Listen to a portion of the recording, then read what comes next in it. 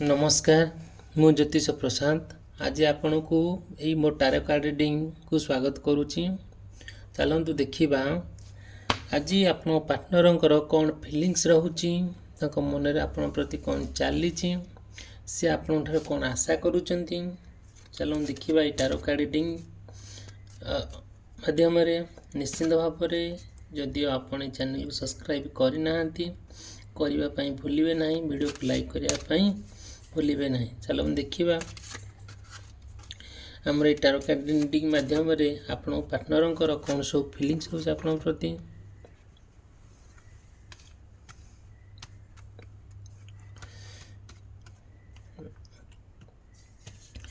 देखंतु मुझे आपण को कहबी आज आपण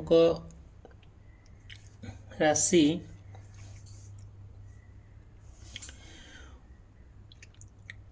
मेष राशि एवं वृष राशि व्यक्ति मानक पई तांकर ए कार्ड जो मु रीडिंग करूची तांको कहूची मे बी मैचिंग हेई पारे मैचिंग न हेई पारे ऑलमोस्ट हेई पारे आउ सेटा आमे भाबीबा कि हाँ एटा ठीक बेली निश्चिंत भाव हम तो निश्चिंत भाव मैचिंग हम। चलो हम देखा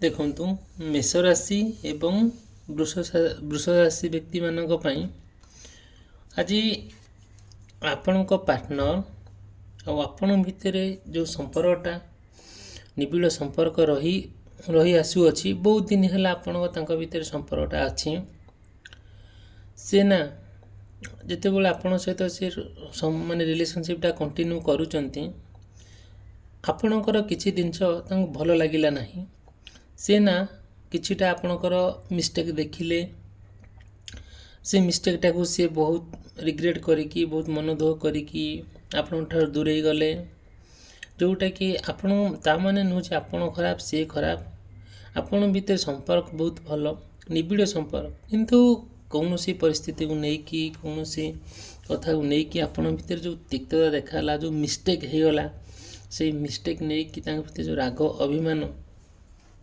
है कि से दूरे गले आपण नंबर ब्लॉक करदेले मेसेज को ब्लॉक करदेले सबू क्षेत्र में आपण ब्लॉक करदेले इनक्लूडिंग फोन पे भी आपण ब्लॉक करदेले से कौन सी परिस्थिति चाहिए ना आपण सहित कथा होगापाई जेहेतु आपण पूरा निबिड़ सहकार भल पाउचंती आउ एते सुंदर भाव भल पाउचंती किए को आम चाहिए नहीं कि भल पाइबाटा एते झटरे कौन सरी जाऊ बोली आपण बाट खोजुचंती जे केमती से मते कॉल करेंगे आ मन में कौन चली निश्चिंत भाव यह तो गोटे परमानेंट सॉल्यूशन नुह यहाँ गोटे क्षणस्थायी चिरस्थायी नुहे आपण ट्राए करेंगे कि आपण तांका भितर माने बुझावणाटा ठीक रहिबा निहाती दरकार। जदि भी आपण मन में किसी प्रश्न थिबो आपण ए कथा को लेकिन बहुत सीरियस थिबे निश्चिंत मते कांटेक्ट करेंगे जो थी कि डिस्क्रिप्शन बॉक्स रे मो नंबर देछि स्क्रीन रे मो नंबर अच्छे मते मेसेज करि पारंती कॉल करि पारंती मु डिटेल आपणक पार्टनरंकर फीलिंग्स करंट फीलिंग्स तांकर मन रे कौन चली से कौन आपण ठार आशा करूचंदी से कौन चाहूचंदी आपण ठारू आउ जदि भी आपण भितर ई बैकअप हो जाइछि आपण जे दूरे जाइचंती सेटा मु निश्चिंत भाव में आपण डिटेल कहबी। चलो देखा नेक्स्ट कार्ड रे आपण पार्टनर कौन सब फिलिंग्स रोचे देखंतु।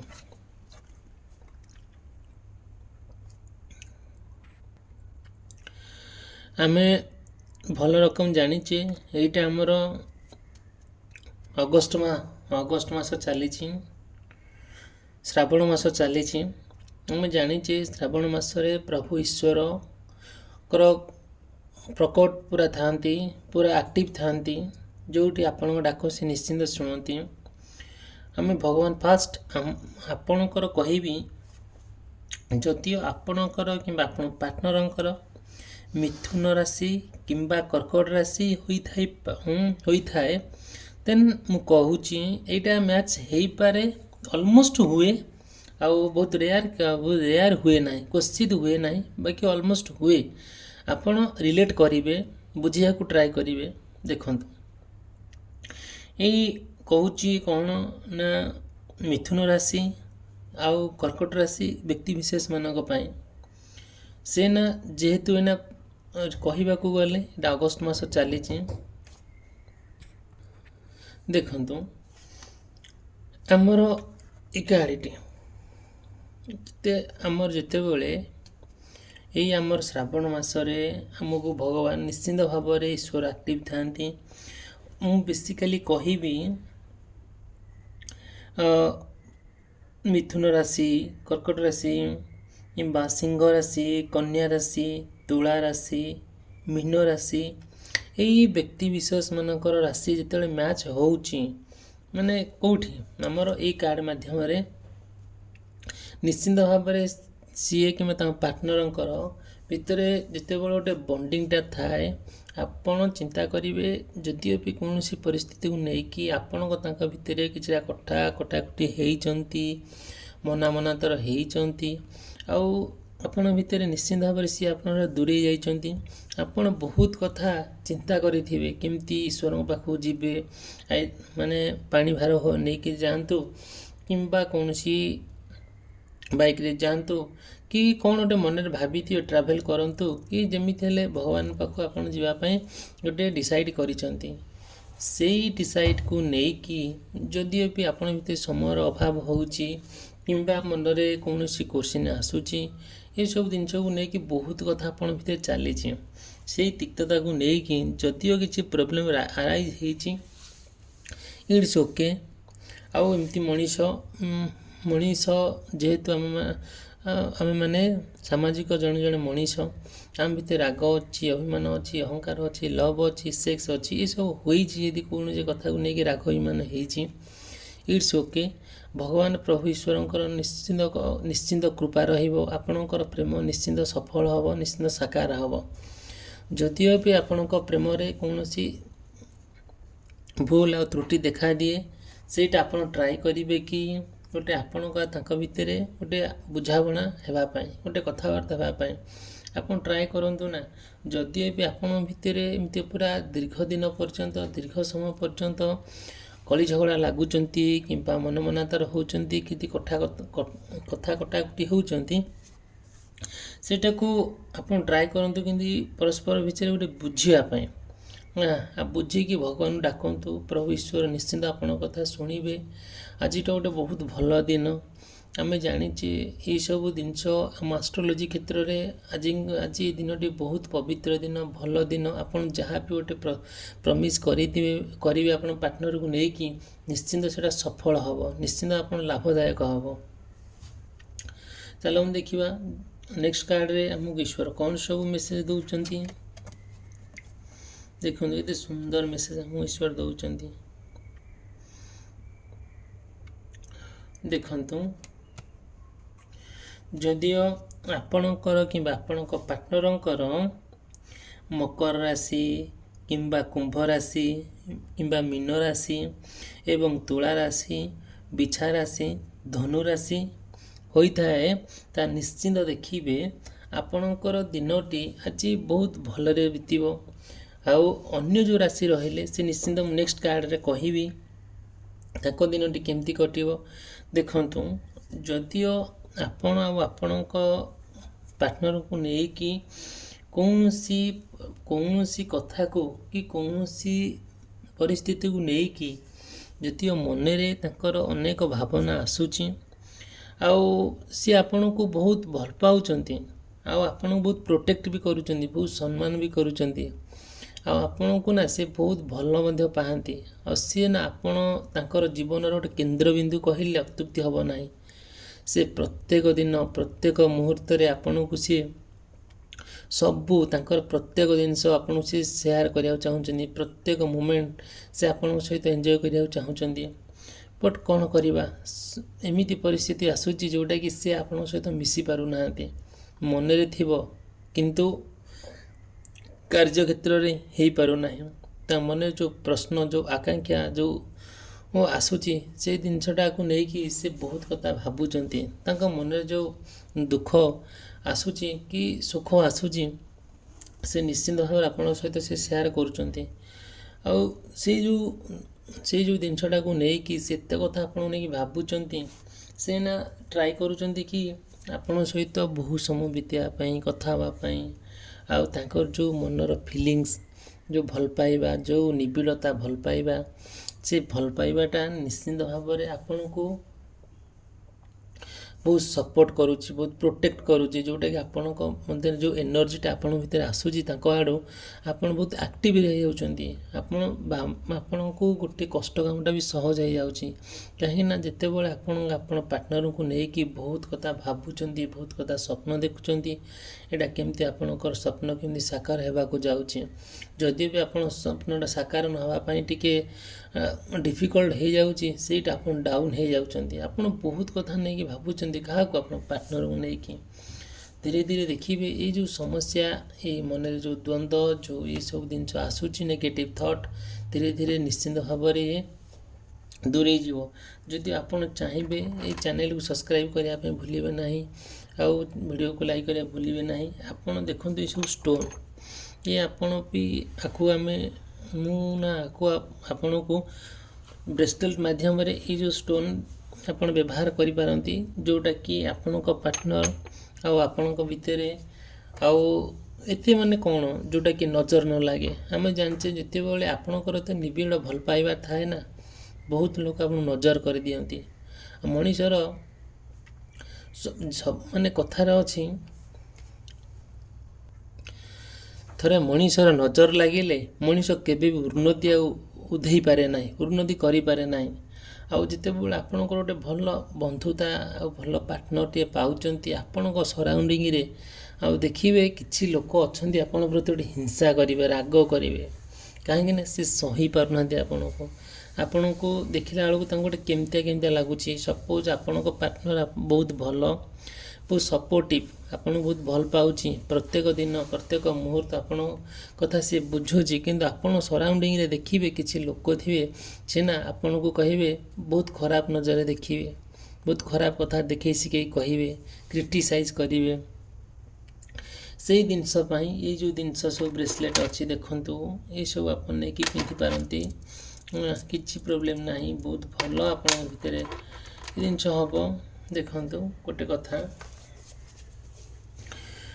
ଯଦିଓ ଆପଣ ଆଉ ଆପଣଙ୍କ ପାର୍ଟନରଙ୍କୁ ନେଇକି ବହୁତ କଥା ଡିସାଇଡ଼୍ କରିଛନ୍ତି, କେମିତି ଆପଣ ପ୍ଲାନ୍ କରିବେ, କେମିତି ସବୁ ଯେମିତି ଜୀବନର ପ୍ରତ୍ୟେକ ଚଲାପଥକୁ ନେଇକି, ପ୍ରତ୍ୟେକ ଦୈନନ୍ଦିନ ଜୀବନକୁ ନେଇକି ବହୁତ କଥା ଆପଣ ପ୍ଲାନ୍ କରିଛନ୍ତି। ଯଦିଓ ପ୍ଲାନ୍ ଅସଫଳ ହେଉଛି, ଆଉ କାହିଁକି ହେଉଛି ଆପଣଙ୍କ ମନରେ ଏ ପ୍ରଶ୍ନ ଉଠୁଛି। ଆପଣ ବହୁତ ସ୍ୱପ୍ନ ଦେଖିଛନ୍ତି, ଆପଣଙ୍କ ମନରେ ବହୁତ ଆସ୍ଫାଳନା, ବହୁତ ଆକାଂକ୍ଷା ଆପଣ ପାର୍ଟନରକୁ ନେଇକି। ଯେତେବେଳେ ସେଇ ଜିନିଷ ଗୁଡ଼ା ଆପଣ ମନରେ ଆସୁଛି, ନେଗେଟିଭ୍ ଚିନ୍ତାଧାରା ଆସୁଛି, ନିଶ୍ଚିନ୍ତ ଭାବେ ଆପଣଙ୍କ ମାଇଣ୍ଡ ଆଗେ ସ୍ଥିର କରିବାକୁ ପଡ଼ିବ।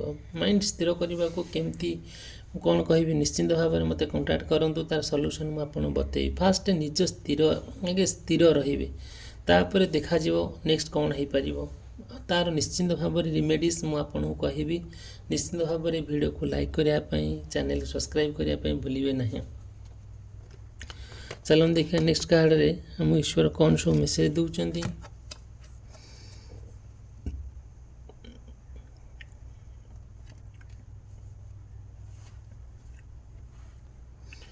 ଦେଖନ୍ତୁ, ଯଦିଓ ଆପଣଙ୍କ କିମ୍ବା ଆପଣଙ୍କ ପାର୍ଟନରଙ୍କର ମେଷ ରାଶି, ବୃଷ ରାଶି, ମିଥୁନ ରାଶି ଏବଂ କର୍କଟ ରାଶି, ସିଂହ ରାଶି, କନ୍ୟା ରାଶି ହୋଇଥାଏ, ଦେଖିବେ ବହୁତ କଥା ମ୍ୟାଚ୍ ମୁଁ ପୂର୍ବରୁ ଯେଉଁ ରାଶି କହିଛି ଯେ ନିଶ୍ଚିନ୍ତ ମ୍ୟାଚ୍ ହେବ, ଏ ତ 100% ହେବ। ଯଦି ବି ଆପଣ କୌଣସି ଡାଉଟ୍ ହେବ ମୋତେ ପଚାରିବେ, କିଛି ପ୍ରୋବ୍ଲେମ୍ ନାହିଁ, ମୁଁ କହିଦେବି ଆପଣ ବିକଳ ବାଟ କ'ଣ। ଦେଖନ୍ତୁ, ଆପଣ ଆଉ ଆପଣଙ୍କ ପାର୍ଟନର ନା ଯାହା ୱିଶ୍ କରିଥିବେ, ଯାହା ଆପଣ ମନରେ ଥିବ, ଯେଉଁ ଆଶାଟା ଥିବ, ଯେଉଁ ଇଚ୍ଛାଟା ଥିବ, ସେ ନିଶ୍ଚିନ୍ତ ସେ ଆଶା ପୂରଣ ହେବ, ନିଶ୍ଚିନ୍ତ ଭାବରେ। ଏହି ସମୟରେ ଏଇଟା ଆମର ଗୋଟେ ପବିତ୍ର ମାସ। ଆମେ ଜାଣିଛେ ଏଇ ପବିତ୍ର ମାସରେ ଆମେ ଈଶ୍ୱରଙ୍କୁ ନା ଯାହାକୁ ଡାକିଥାଉ ନିଷ୍ଠାପର ସହକାରେ ଈଶ୍ୱର ନିଶ୍ଚିନ୍ତ ଶୁଣିଥାନ୍ତି। ଆମେ ଜାଣିଛେ ଈଶ୍ୱର ଆମକୁ ଗଢ଼ିଛନ୍ତି, ଯିଏ ଆମକୁ ଜୀବନ ଦେଇଛି, ଯିଏ ଆମକୁ ଏକ ବୁଦ୍ଧି ଦେଇକି ଆମ ଦୁନିଆକୁ ପଠେଇଛି, ଆଉ ସେ କେବେ ଆମର ଅମଙ୍ଗଳ ଚିନ୍ତା କରେ ନାହିଁ। ଈଶ୍ୱର ନିଶ୍ଚିନ୍ତ ଭାବରେ ଆପଣଙ୍କୁ ନା ବହୁତ ଗୋଟେ ଭଲ ଜାଗାକୁ ନେଇଯିବ, ଯେଉଁଟାକି ଆପଣଙ୍କର ସ୍ୱପ୍ନ, ଆପଣଙ୍କର ଇଚ୍ଛା ସବୁ କିଛି ପୂରଣ ହେବ। ଯେଉଁଟାକି ଆପଣ ନିଷ୍ଠାପର ସହକାରେ ଯଦି ଆପଣ ଈଶ୍ୱରଙ୍କୁ ଡାକନ୍ତି, ଆଉ ନିଶ୍ଚିନ୍ତ ଭାବରେ ଈଶ୍ୱର ଆପଣଙ୍କ କଥା ନିଶ୍ଚିନ୍ତ ଶୁଣିବେ। ଯେତେବେଳେ ଗୋଟେ ହେଲା କଥା, ଫାଷ୍ଟ କଥା କହିବି, ଆପଣ ଆଉ ଆପଣଙ୍କ ପାର୍ଟନର ଯେତେବେଳେ ଗୋଟେ କଥାକୁ ନେଇକି ସିରିୟସ୍ ଅଛନ୍ତି, ଆଉ ସେଇ ସିରିୟସ୍ଟା ଆପଣଙ୍କୁ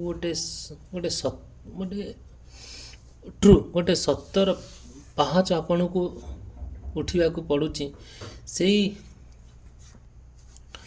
ଦେଖନ୍ତୁ ଯେଉଁ ସତ୍ୟତାର ଫିଲ୍ଡ ଆପଣ ତିଆରି କରିଛନ୍ତି, ସେଇ ସବୁବେଳେ ଆମେ ଜାଣିଛେ ସତ୍ୟର ସବୁବେଳେ ଜୟ।